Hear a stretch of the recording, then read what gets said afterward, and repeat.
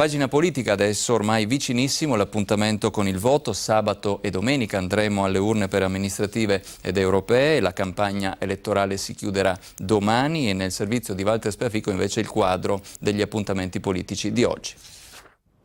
Per i radicali è il Referendum Day, giornata di mobilitazione per la raccolta delle firme contro la legge sulla fecondazione assistita, che la lista Bonino aggiunge ai temi della campagna per le europee. Ma io credo che ci siano tanti elettori che hanno votato Polo in questi anni e sono stanchi, delusi perché non vedono le riforme promesse.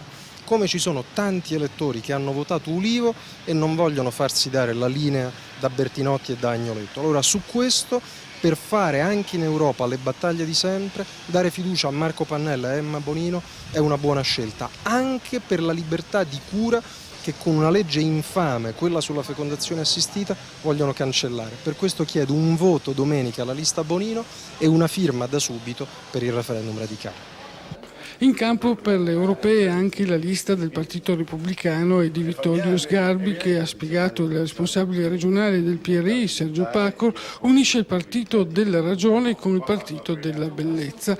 Nell'iniziativa a sostegno dei capilista Widmer Balbonesi e Vittorio Sgarbi è stata sottolineata la tradizione atlantica dei repubblicani che hanno appoggiato l'azione intrapresa dal governo italiano in Iraq.